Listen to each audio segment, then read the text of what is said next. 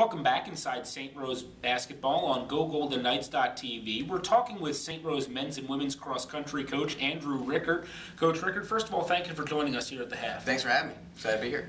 Well, I don't know if a lot was expected out of St. Rose cross country outside of the Capital Region heading into the 2010 season, but got some very good individual performances out of the men's team, and things really culminated for you at the East Regional Championships, the women placing second as a team and earning a bid to the NCAA tournament. What was that experience like, being able to go to the Division II Fall Festival in Louisville? Well, you know, one of our goals for the season, our motto, if you will, for the season was make a statement. And so certainly I think both teams had an opportunity to do that on a couple different levels.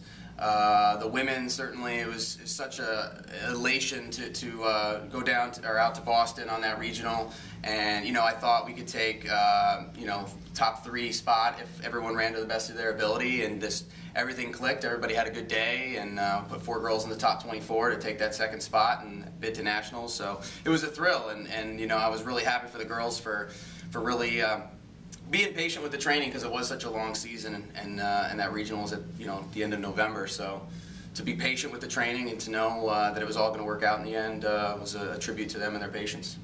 We heard that it was actually kind of a fun phone call that you had the opportunity to make to Athletics Director Kathy Haker after the team qualified for nationals. Can you take us through what that moment is like, just being able to make that call? Yeah, I mean, as a coach, to tell your athletic director, that's a thrill, and so I picked up the phone, and actually she was at the women's soccer game at the time, and so just to let her know, hey, looks like we're not, you're not the only. The women's soccer team is not the only team that's going to be headed down to Louisville, and so to leave that message was, I'm sure a thrill for her to hear. At the time, actually, they were going into overtime in the women's soccer game, so we hadn't yet had 2 teams to go, but it was pretty much in the bag, and so yeah, I mean, those are the kind of phone calls you love to make. Was it nice to be able to not be the only Golden Knights squad representing the school in Louisville? Absolutely. I mean, walking down around the downtown area, you see a lot of the other jackets of the teams and the hotels and things like that. For example, Grand Valley had 2 or 3 teams that were down there competing, and to know that St. Rose was getting recognition in not only our sport but in the soccer, it was great to just know that St. Rose was really well represented down in Louisville. We talked about the experiences that you've had down there. What allowed you to take that next step forward this past season? Just hard work and patience. We start our cross-country training back in June, as soon as school gets wrapped up, the outdoor track season, and so for the team to go out and just put on some summer mileage and get ready for the cross-country season, and then to come in, and we didn't really start hitting workouts until mid to late October. So that we really started cranking up then, so that we knew we would peak at the right time, and so to be able to come through at the end, and it was just a culmination of the patience of the team. I was able to take a different approach this season than I ever had. I had some training over the summer at a US ATF coaching clinic, so that certainly helped as well. But it was a lot of things just all coming together at the right time. So we were very fortunate, and hopefully now we can focus ahead on repeating things in the future. What does an appearance on the national stage, like being in the NCAA tournament, do for the profile of St. Rose cross country? I know it was the women's team that meant, but what can it do for both the women's and the men's team going forward?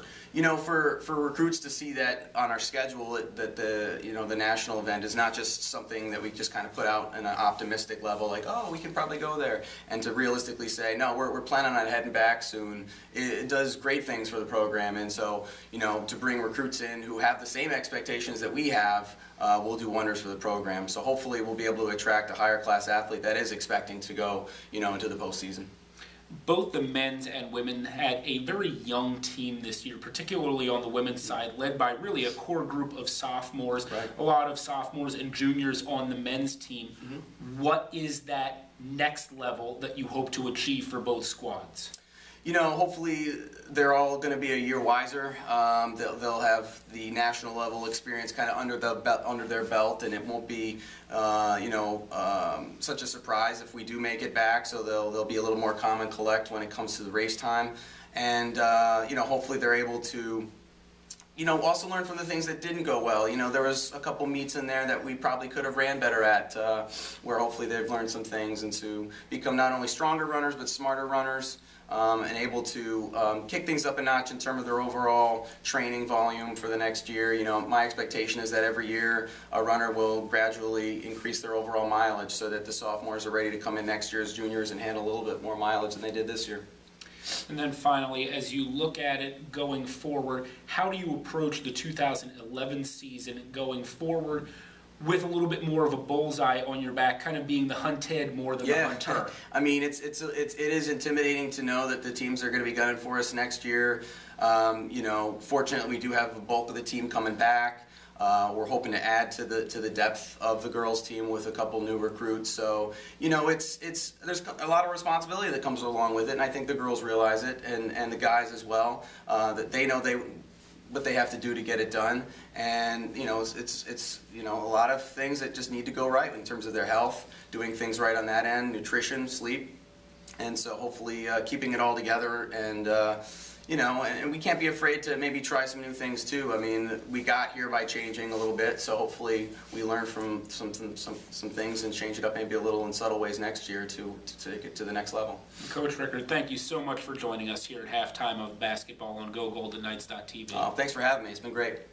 When we come back, we'll take a look at first half stats and have second half action coming your way. You're watching St. Rose basketball on GoGoldenKnights.tv.